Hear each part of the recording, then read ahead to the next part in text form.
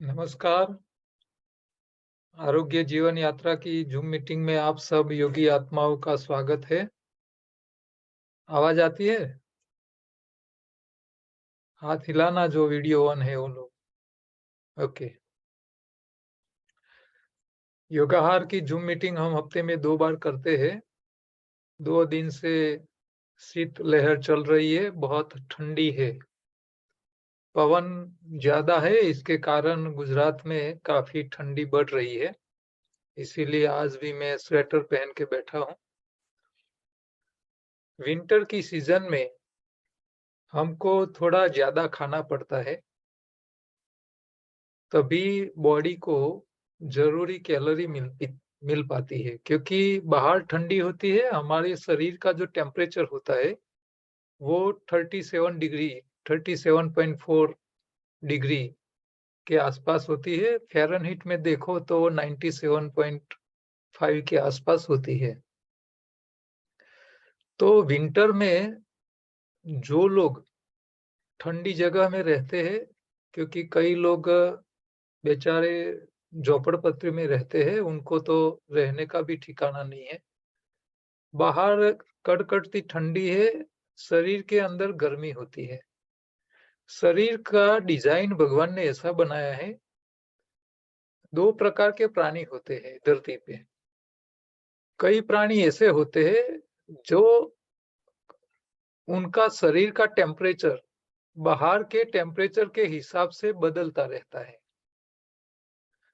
और वो ठंडी प्रकृति वाले प्राणियाँ होते हैं।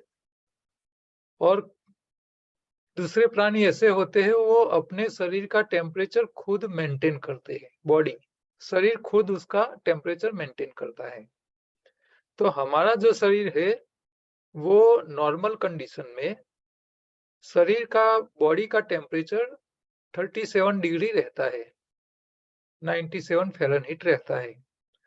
चाहे बाहर का एटमॉस्फेयर, शरीर के बाहर का एटमॉस्फेयर गर्म हो या ठंडा हो। मान लो बाहर का टेम्परेचर गर्म है, यानी गर्मी है। समर के टाइम में आप देखो तो बाहर 40, 45, 50 डिग्री टेम्परेचर हो जाता है। तो उस टाइम बाहर टेम्परेचर ज़्यादा है, शरीर के अंदर टेम्परेचर कम है, तो बाहर की गर्मी शरीर के अंदर आने लगती है। तो जब बाहर की गर्मी शरीर के अंदर आती है, तो शरीर को उसको ठंडा रखने के लिए पसीना निकालना पड़ता है। तो जो गर्म प्रकृति वाले प्राणी हैं, उनके शरीर में एक कुदरत की एक व्यवस्था है कि शरीर को टेम्परेचर मेंटेन करने के लिए वो पसीना निकालता है। मान लो बाहर की साइड में ठंडी है और शरीर के अंदर तो 37 डिग्री टेम्परेचर मेंटेन करना ही पड़ता है, शरीर को जिंदा रहना है तो बाहर की जो ठंडी, अंदर की जो गर्मी है और बाहर ठंडी है, तो शरीर की अंदर की जो गर्मी है वो बाहर जाने लगती है। गर्मी के मौसम में क्या होता है, बाहर की गर्मी शरीर के अंदर आने लगती है और ठंडी के मौसम में शरीर के अंदर की गर्मी शरीर से बाहर जाने लगती है। तो अब ठंडी है, तो ठंडी के मौसम में क्या होगा, आपके शरीर का टेम्परेचर जो अंदर ज्यादा है और बाहर ठंडी है, तो अंदर की गर्मी बाहर आने लगती है, आपके शरीर का टेम्परेचर डाउन होने लगता है। अब शरीर का टेम्परेचर डाउन होने लगता है, तो आपके शरीर को जितनी गर्मी कम हो रही है बाहर की एरिया के हिसाब से, इतनी गई नई टेम्परेचर पैदा करनी पड़ती है, यानी गर्मी पैदा करनी पड़ती है। तो अग्नि को पैदा करना पड़ता है। तो हमारे जैसे जो प्राणी है, जो गर्म प्रकृति वाले, गर्म खून वाले प्राणी बोलते हैं उसको, और जो सरीसृप होते हैं, वो ठंडी खून वाले प्राणी होते हैं। तो उनका शरीर टेम्परेचर मेंटेन कर नहीं पाता है। तो जब बाहर ठंडी ज्यादा होती है, तो वो जमीन के अंदर घुस जाते हैं। तो जमीन के अंदर गर्मी होती है, वहां वार्म टेम्परेचर रहता है, गर्म होता है वातावरण। फिर बाहर जैसे तड़का निकलता है, गर्मी आती है, तभी वो बाहर आते हैं और फिर अपने शरीर को गर्म करते हैं। मगरमच्छ भी ऐसे ही होते हैं। वो जब तक सूर्य का प्रकाश उसके ऊपर पड़ता नहीं, वो अंदर गर्मी नहीं होती है, तो तब तक वो हिल चाल नहीं सकते। वो ऐसे पत्थर की तरह पड़े रहते हैं। सरीसृप सांप जैसे भी ऐसे ही होते हैं प्राणियां। तो हमारा शरीर ऐसा नहीं है। हमारा शरीर का टेम्परेचर मेंटेन करने के लिए शरीर को कष्ट करना पड़ता है, मेहनत करनी पड़ती है। तो ये ठंडी के मौसम में आपको बाहर ठंडी ज्यादा है तो अंदर शरीर में गर्मी पैदा करनी पड़ती है। और गर्मी पैदा करने के लिए दो चीज चाहिए शरीर को, क्योंकि आपका हर सेल अपना टेम्परेचर मेंटेन करता है। हर सेल को टेम्परेचर मेंटेन करना पड़ता है। तो भगवान ने हमारे शरीर में क्या किया है कि हमारे शरीर के एक एक टिश्यू, एक एक सेल तक खून के द्वारा ऑक्सीजन पहुंचाने की व्यवस्था है। और ऑक्सीजन के साथ साथ ग्लूकोज भी पहुंचाने की व्यवस्था है। शुगर, जो हम कार्बोहाइड्रेट्स खाते हैं, चर्बी खाते हैं, प्रोटीन खाते हैं, तो ये सारा खुराक शरीर में जाके, लीवर में जाके उसका ग्लूकोज में कन्वर्जन होता है, खून में आता है, खून उसको कंट्रोल करके ले जाता है शरीर की एक एक सेल तक। साथ में हमारा जो हीमोग्लोबिन होता है वो साथ में ऑक्सीजन भी लेके जाता है और सेल को दोनों चीज देता है। ऑक्सीजन भी देते हैं, ग्लूकोज भी देते हैं। ग्लूकोज जलता है ऑक्सीजन की हाजिरी में और अग्नि पैदा होती है। और वही अग्नि हमारे शरीर के एक एक सेल का टेम्परेचर मेंटेन करता है। तो ये शरीर में अग्नि पैदा करना है। अब आप देखिए, बाहर ठंडी ज्यादा है, आप कोई चीज को जलाते हो, लकड़ियों को जलाते हो, तो अग्नि पैदा होती है उसको जलने से। अब आप देखो, वहां छोटी छोटी पतली पतली लकड़ियां जलाओगे और कागज जैसे टुकड़े को जलाओगे, तो आपको क्या होगा, बार बार डालना पड़ेगा, तभी वो जलता रहेगा, नहीं तो थोड़ी देर में जल जाएगा और बंद हो जाएगी अग्नि। अब कागज के टुकड़े देते रहोगे तो थक जाओगे। तो हम क्या करते हैं सर्दी के मौसम में, थोड़ा बड़ी साइज का लकड़ा का टुकड़ा लेते हैं और फिर उसको जलाते हैं, तो वो लंबे टाइम तक जलते हैं। तो बार बार इसके अंदर नया डालना पड़ता नहीं है। ये आप सबको प्रैक्टिकली पता है। तो जिस तरह एक चूल्हे को जलते रखने के लिए बड़ी साइज की लकड़े की आवश्यकता है, तो ये बड़ी साइज की लकड़े में क्या होता है कि कार्बोहाइड्रेट्स कॉम्पैक्ट मोड में होता है, यानी उसमें कैलोरी ज्यादा होती है, इसीलिए वो ज्यादा टाइम जलता रहता है। तो जो नियम, जो लॉजिक एक चूल्हे को जलाने में लागू होता है अग्नि पैदा करने के लिए, इसी तरह हमारे शरीर में जब बाहर ठंडी ज्यादा होती है तो शरीर को अग्नि ज्यादा देने के लिए हमको ऐसा खुराक खाना चाहिए जो कम खुराक में ज्यादा अग्नि पैदा करके दे। खाओ कम, ज्यादा अग्नि पैदा करो शरीर। तो इसके लिए हमारे पुरखों ने हजारों साल पहले सर्दी के मौसम में, ठंडी के मौसम में तिल का कचरिया, खजूर, ऐसी चीजें, ड्राई फ्रूट्स, तेल वाली चीजें, फैट वाली तली हुई चीजें, ये देखो ठंडी के मौसम में गरम गरम गोटा, भजिया, ये सब खाने की इच्छा होती है। क्यों? क्योंकि ये तेल वाली चीजें हैं। तो ये तिल का कचरिया खाने की जो परंपरा है, इसके लिए आई है कि आप इसको खाओगे तो थोड़ा कम खाने से शरीर में ज्यादा अग्नि पैदा होती है। आप मान लो रोटी खाते हो गेहूं की, तो वो कार्बोहाइड्रेट्स है। तो कार्बोहाइड्रेट्स 1 ग्राम खाओगे तो 4 किलो कैलोरी मिलेगी, और 1 ग्राम तेल खाओगे तो सीधा 2.5 गुना 9 किलो कैलोरी से ज्यादा आपको कैलोरी मिलती है। इसमें शक्ति, अग्नि पैदा हो सकती है। तो ये ठंडी के मौसम में हमको तेल वाली चीजें खा के शरीर में ज्यादा अग्नि पैदा होए, तो शरीर में अग्नि गर्मी ज्यादा पैदा हो जाए, इसके लिए ऐसे खुराक खाने का प्रावधान है।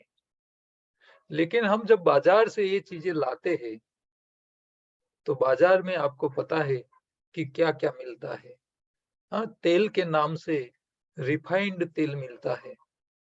अब रिफाइंड तेल आप जब खाते हो, तो वो तेल अग्नि तो पैदा नहीं करता है शरीर में जाके, लेकिन वो खराब कोलेस्ट्रॉल, ब्लॉकेज बढ़ाता है और शरीर में ऐसी ऐसी जगह जम जाता है कि जहां से वो जम जाने के कारण शरीर के हर एक ऑर्गन में ऐसी अलग अलग समस्याएं पैदा करता है कि उसके बारे में पूछो ही मत। हम ठंडी के मौसम में तेल वाली चीज खाते हैं, लेकिन ऐसी चीज खाते हैं जो काम नहीं कर रही है, बिना काम का है और नुकसान करता है।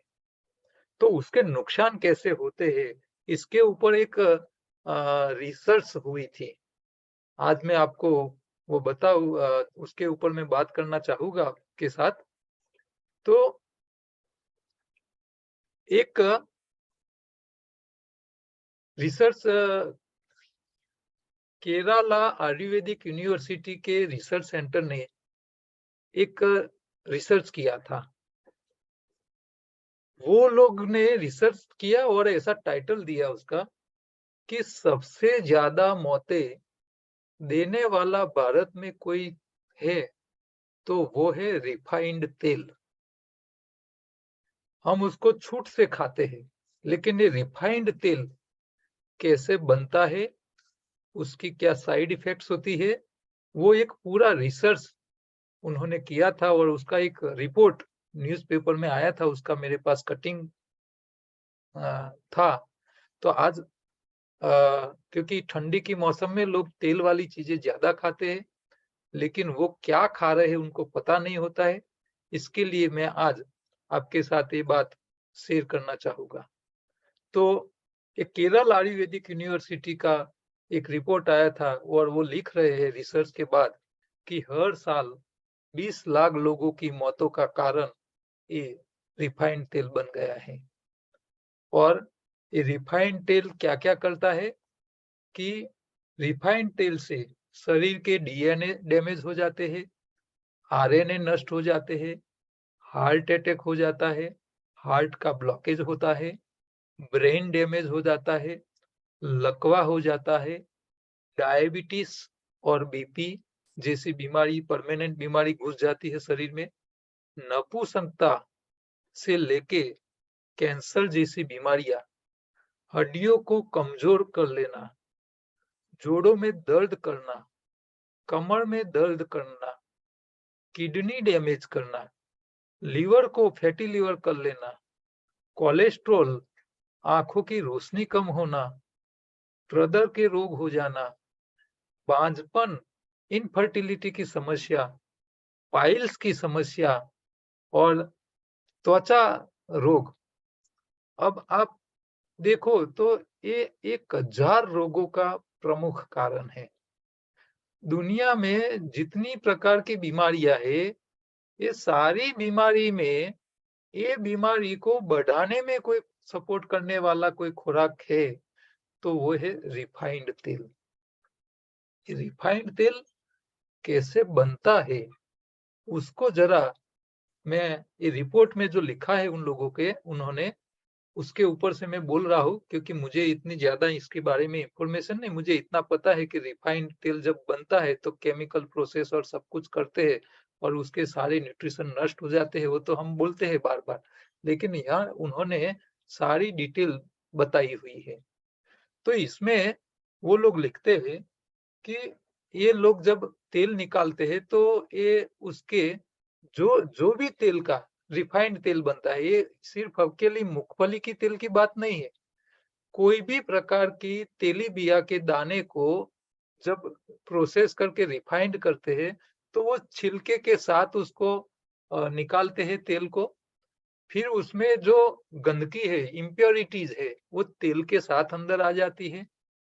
उनको साफ करने के लिए और तेल को साफ करने के लिए और उसका स्वाद और गंध कलर रहित करने के लिए वो लोग रिफाइंड करते हैं। तो तेल को एकदम प्योर दिखाई दे, उसमें से कचरा निकालने के लिए ये लोग रिफाइंड प्रोसेस करते हैं। तो रिफाइंड करने के लिए वो क्या-क्या करते हैं? पहले तो उसका वॉशिंग करते हैं तेल का। अब वॉशिंग कैसे करते हैं? देखो, आप जब जैसे कपड़े का वॉशिंग करते हो ना, इसी तरह तेल में से कचरा और उसकी इम्प्योरिटीज बाहर निकालने के लिए, ये वॉशिंग करने के लिए वो पानी, नमक, कॉस्टिक सोडा, गंधक, पोटेशियम और तेजाब जैसे खतरनाक एसिड इस्तेमाल करते हैं, ताकि उसकी इम्प्योरिटीज बाहर आ जाए। इस प्रक्रिया के में तारकोल की तरह, जैसे हम क्रूड ऑयल को गर्म करते हैं और कैसे वो डामर निकलता है, तो उसका गाढ़ा वेस्टेज निकलता है, कचरा निकलता है। और जो ये प्रोसेस रिफाइन करने के बाद जो कचरा निकलता है, वही कचरा टायर बनाने के काम में आता है। तो जितनी रिफाइंड तेल की फैक्ट्रियां है, इसमें से जो कचरा निकलता है वो भी वेस्ट नहीं जाता है, वो भी उसको बेच देते हैं और उसको में से वो टायर बनाने में काम में आता है। और ये तेल एसिड के कारण जहर बन जाता है।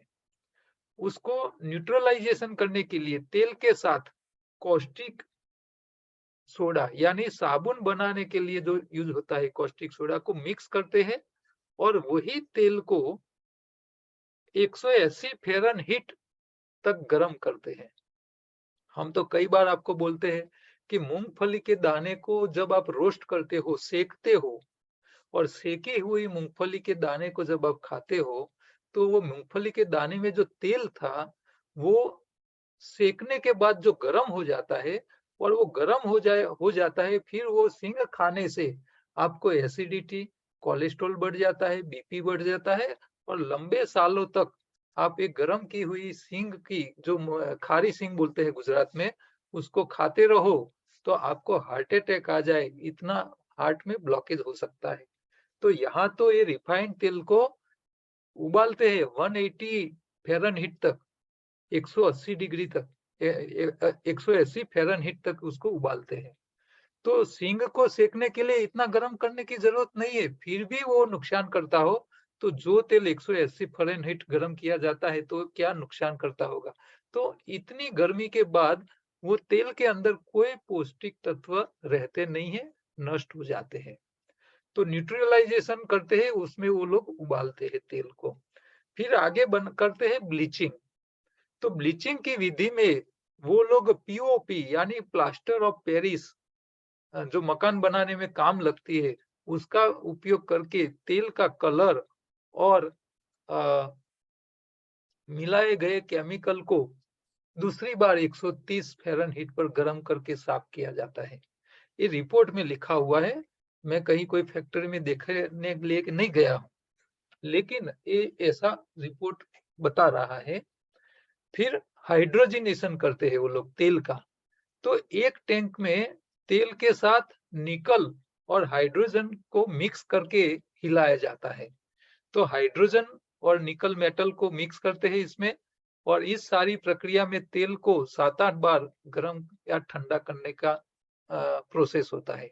तो 7-8 बार वो गर्म ठंडा करते हैं, जिसमें तेल में पॉलीमर्स बन जाते हैं और उससे पाचन प्रणाली को खतरा होता है और भोजन न पचने से सारी बीमारियां शुरू हो जाती है। तो ये जो हाइड्रोजनाइजेशन की प्रक्रिया करते हैं, निकल के साथ हाइड्रोजन को मिक्स करते हैं, तो इससे ये समस्याएं होती है। फिर आगे निकल, जो निकल का यूज होता है मेटल, ये एक प्रकार का कैटालिक मेटल है, जो हमारे शरीर की रेस्पिरेटरी सिस्टम, लीवर, स्किन, अपना शरीर का मेटाबॉलिज्म, डीएनए आरएनए को भयंकर नुकसान पहुंचाता है। तो रिफाइंड तेल में जो प्रोसेसिंग होते हैं, ये हमारे शरीर में इस तरह नुकसान करता है। आगे लिखते हैं वो लोग कि रिफाइंड तेल में सभी तत्व नष्ट हो जाते हैं और एसिड केमिकल मिल जाने से यह भीतरी अंगों को भी नुकसान पहुंचाता है। तो हमारे शरीर के इंटरनल ऑर्गन जो है, उसको थोड़ा थोड़ा करके नुकसान शुरू कर लेता है। तो जयपुर के एक प्रोफेसर ने बताया है कि गंदी नाली का पानी पी ले, उससे कुछ भी नहीं होगा, क्योंकि हमारे शरीर में रोग प्रतिकारक क्षमता उन बैक्टीरिया को लड़कर नष्ट कर देता है, लेकिन रिफाइंड तेल आप खाने वाले व्यक्ति को अकाल मृत्यु जरूर देता है, ऐसा उनका स्टेटमेंट है। तो गंदी नाली का पानी पी लेने से उसका जो बैक्टीरिया होता है उसको मारने की क्षमता हमारे शरीर में है, लेकिन रिफाइंड तेल शरीर में जाने के बाद जो शरीर में नुकसान होता है उसको कंट्रोल करने का हमारे शरीर के पास कोई कैपेसिटी नहीं है। उसका ये मतलब होता है, ये भाई साहब ऐसा बोलते हैं।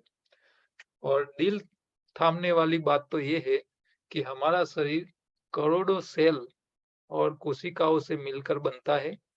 शरीर को जीवित रखने के लिए पुराने सेल की जगह नए सेल रिप्लेस होते रहते हैं, क्योंकि हर रोज हमारे शरीर में लाखों करोड़ों सेल नए बनते हैं, पुराने मर जाते हैं।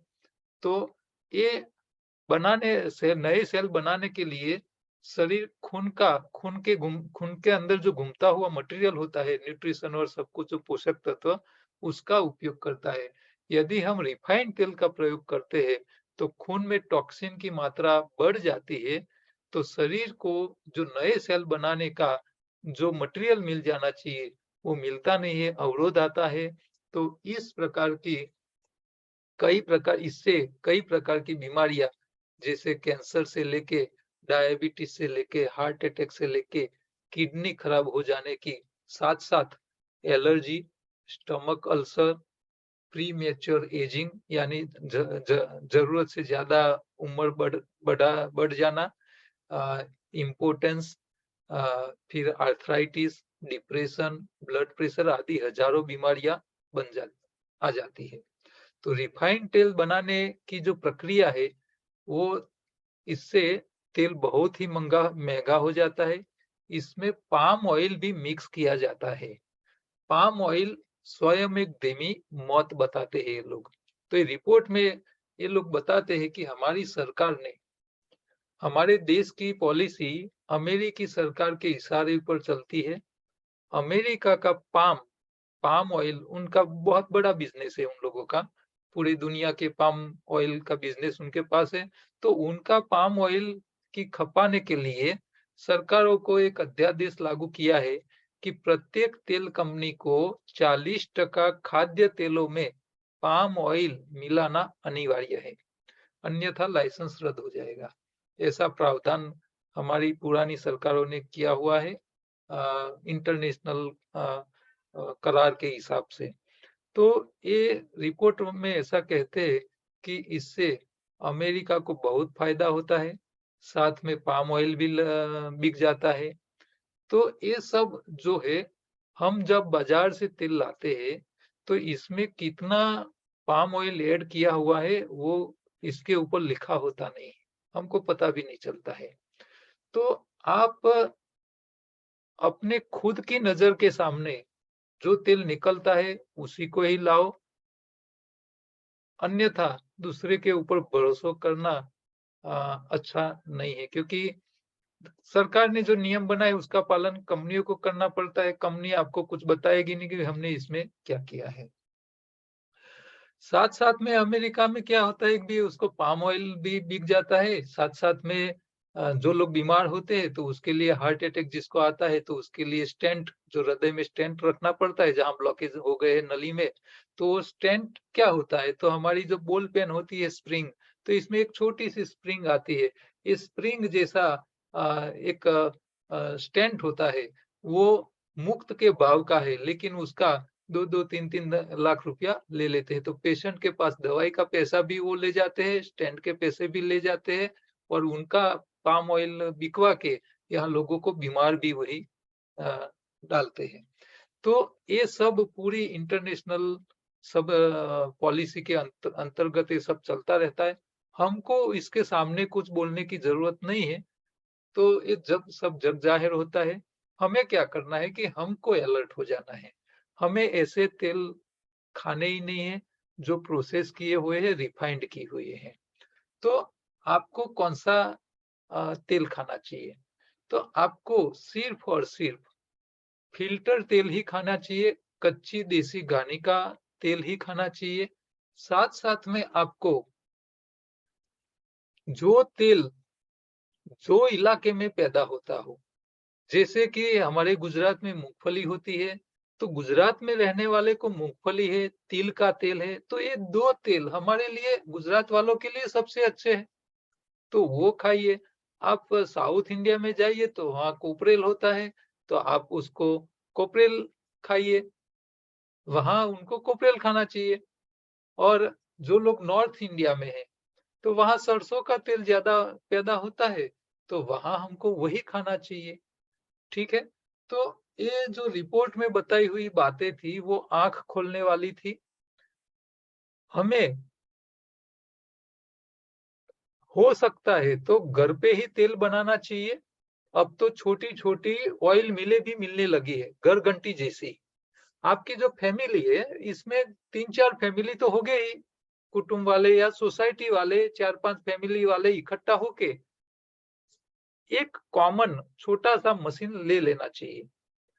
आपको क्या करना चाहिए कि भई उसमें सींगदाने का तेल निकालना है तो इसमें सींगदाना डालिए और वो पीस के निकाल देगा धीरे-धीरे करके, जैसे कोल्ड प्रेस मशीन आते हैं, जैसे जूस निकालते हो फलों का, इसी तरह वो तेल निकाल के देता है। लेकिन आपको ध्यान क्या रखना है कि ये जो छोटी मशीनें घर पे तेल निकालने वाली जो मशीनें हैं, वो तेल में 2 ऑप्शन होते हैं, तेल निकालने की घंटी में, मशीन में। एक होता है बिना गरम किए हुए तेल निकालना और दूसरा होता है गरम करके तेल निकालने का।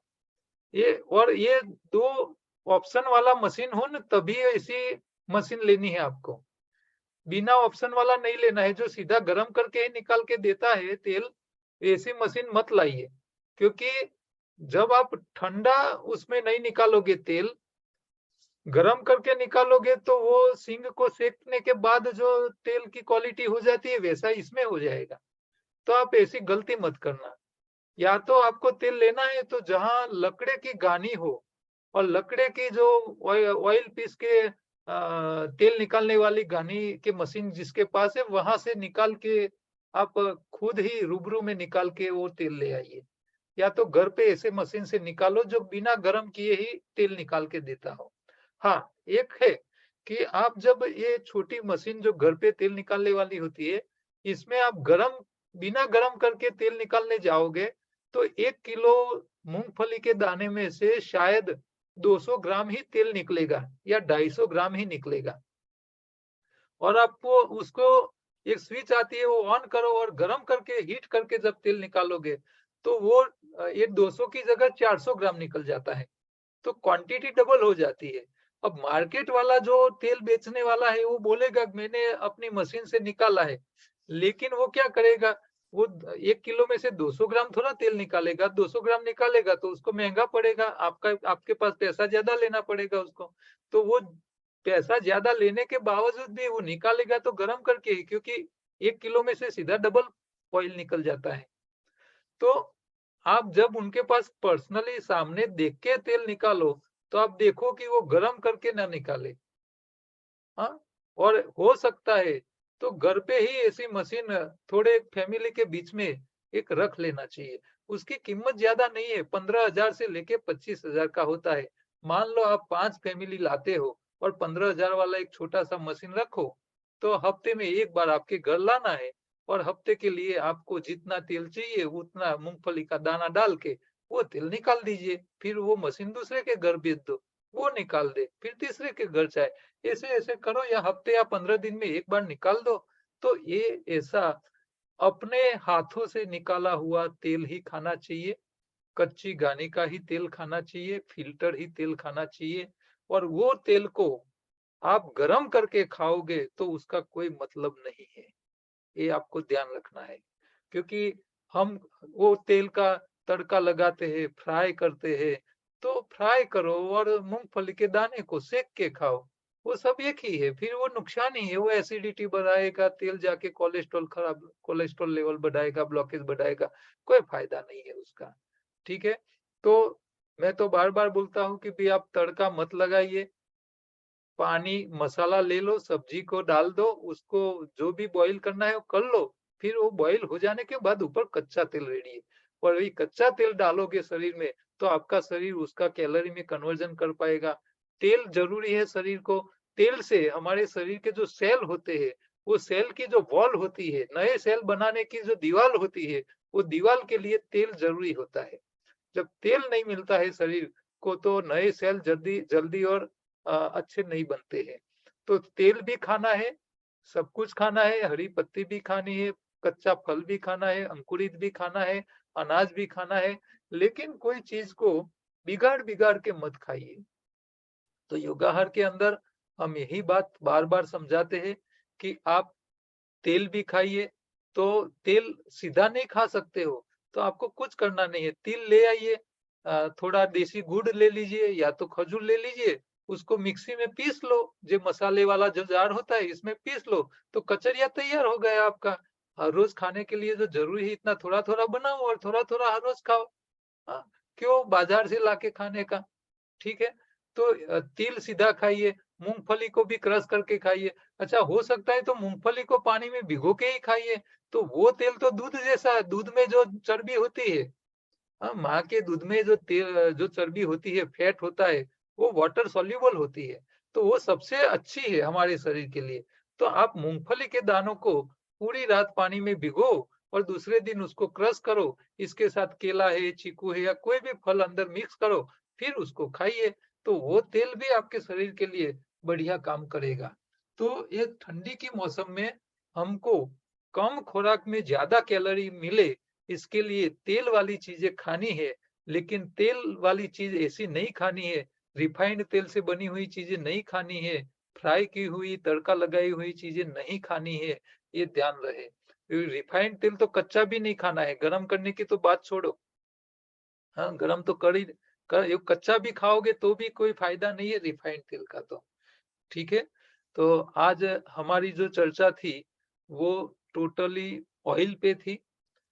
तेल इलाके के हिसाब से ही खाना चाहिए, जो इलाके में आप रहते हो वैसी वहीं जो पैदा होता है वही खाइए, वही आपके लिए शरीर के लिए सबसे अच्छा है। अब हम योगाहार के बारे में थोड़ी बात कर लेते हैं। अ, योगाहार में जो छोटी बातें हैं, यही है कि आप चबा के खाइए, चबा-चबा के खाने वाले को कोई समस्या ही नहीं होती है। जो समस्या है, वो किसको है? जो लोग चबा के नहीं खाते हैं। अब देखो, आप चबा के नहीं खाते हैं, तो कॉन्स्टिपेशन हो जाता है। कॉन्स्टिपेशन ही सारी बीमारी की जड़ है। तो ये ठंडी के मौसम में आपको ऐसा लगता है तो 2 बार की जगह 3 बार खाइए, कोई बात नहीं, लेकिन थोड़ी एक्सरसाइज़ भी कीजिए। जो खाओ वो अच्छा खाओ, रिफाइंड तेल की चीज़ें मत खाइए। भूख है तभी खाइए, भूख नहीं है तो मत खाइए। हरी पत्ती हमारे शरीर के लिए बहुत उपयोगी है। हरी पत्तियों में सबसे ज़्यादा न्यूट्रिशन होते हैं। पत्तियों में हरा रंग होता है जो क्लोरोफिल बोलते हैं। वो क्लोरोफिल हमारे शरीर का नेचुरल हीमोग्लोबिन बनाता है। नेचुरल हीमोग्लोबिन शरीर में होगा तो हीमोग्लोबिन का काम है और फेफड़ों से ऑक्सीजन लेके सेल तक पहुँचाना। ऑक्सीजन सही सेल तक पहुँचेगा तो शरीर के सेल जो है वो एनर्जी यानी अग्नि ज़्यादा पैदा कर पाएगा, तो आपको ठंडी के सामने रक्षण भी अच्छा दे पाएगा। तो नेचुरल हीमोग्लोबिन के लिए भी हरी पत्ती चटनी के रूप में या सब कुछ खाते रहिए। पकाया हुआ खुराक आधा से कम खाइए, आधा से ज़्यादा पकाया मत खाओ, ठीक है? ये सर्दी ठंडी के मौसम में तो कचरिया गरम बिना गरम किए ही खाने का प्रावधान है, उसको गरम करने की ज़रूरत नहीं है, ठीक है? तो अ, पकाया खुराक थोड़ा कम खाइए, दूध, चाय, कॉफ़ी मत खाइए। आप खाना है तो थोड़ा दही भी साथ में खाइए जो प्रोबायोटिक बैक्टीरिया देते हैं और ये 5 बातें आपको याद रखनी है प्रतिज्ञा कि भई सुबह में मैं योग नहीं करता हूँ तो सुबह में उपवास करूँगा। मैं योगाहारी बनूँगा, चबा-चबा के ही खाऊँगा, बिना भूख का भोजन नहीं करूँगा, बिना प्यास का पानी नहीं पीऊँगा, बीमारी में डेयरी प्रोडक्ट छोड़ दूँगा। मैं हरी पत्ती, उसके रस या चटनी और आधा से ज़्यादा कच्चा खाऊँगा। मैं मेरा वज़न बढ़ा के धरती माता पर पैर नहीं रखूँगा और बीमार रह के और व्यसन करके मेरे परिवार, मेरे देश पे मैं बोझ नहीं बनूँगा। तो ये 5 प्रतिज्ञा आपको याद रखनी है। यही आपके जीवन में तंदुरुस्ती और सुख शांति ला पाएगा। ठीक है? तो ये योगाहार पे आप ज़्यादा जानकारी जानना चाहते हो तो हमारी यूट्यूब चैनल है योगाहार